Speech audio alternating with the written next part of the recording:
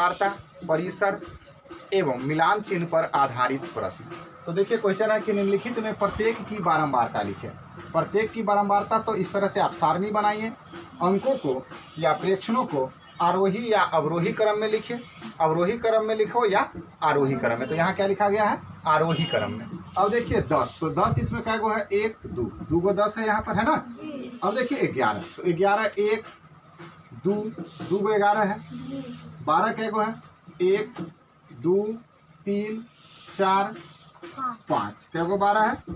5 गो। फिर 13 देखिए, तो 13 के लिए 1 2 3, क्या गो 13 है? 3 गो।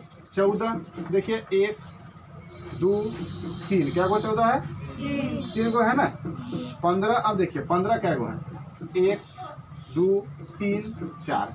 दिक्कत है किसी को? अब आप देखिए 12 मिलान चिन्ह, तो 2 होगा, फिर 2 होगा, 1 2 3 4, इस तरह से होगा 1 2 3, फिर इसमें 3 है और यहाँ 4 है, तो 1 2 3 4। दिक्कत है किसी को? किसी को दिक्कत है? अगर रहता किसी की बारंबारता 6, तो कैसे लिखते? 1 2 3 4 5 के आंकड़ों का परिसर ज्ञात कीजिए। तो आप जानते हैं कि परिसर बराबर उच्चतम मान। परिसर बराबर क्या होगा?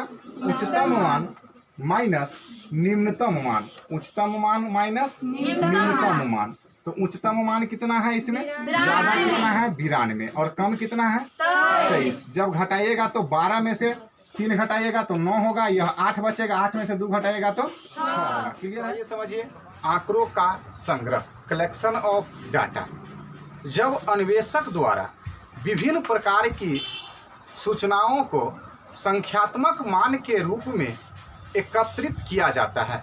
जब अन्वेषक द्वारा विभिन्न प्रकार की सूचनाओं को संख्यात्मक मान के रूप में एकत्रित किया जाता है, तो यही आंकड़ों का संग्रह कहलाता है।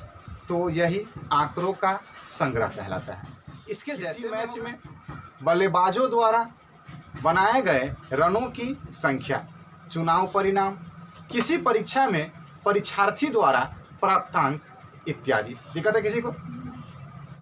आइए फिर से एक बार इसको समझिए। आंकड़ों का संग्रह, जब अन्वेषक द्वारा विभिन्न प्रकार की सूचनाओं को संख्यात्मक मान के रूप में एकत्रित किया जाता है।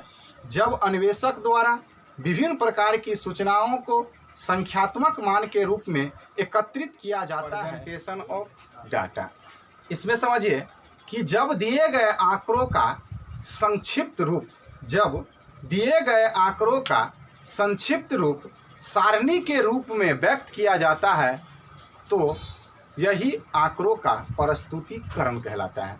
जब दिए गए आंकड़ों का संक्षिप्त रूप सारणी के रूप में व्यक्त किया जाता है, तो यही आंकड़ों का प्रस्तुतिकरण कहलाता है। ठीक इससे पहले क्वेश्चन बताए थे, सारणी बना करके दिखाए थे ना, वही इसका जैसे। इसको एक बार फिर से समझिए। आंकड़ों का प्रस्तुतिकरण, प्रेजेंटेशन ऑफ डाटा। जब दिए गए आंकड़ों का संक्षिप्त रूप, जब दिए गए आंकड़ों का संक्षिप्त रूप सारणी के रूप में व्यक्त किया जाता है, सारणी के रूप में व्यक्त किया जाता है, तो यही आंकड़ों का प्रस्तुतिकरण कहलाता है। क्लियर है?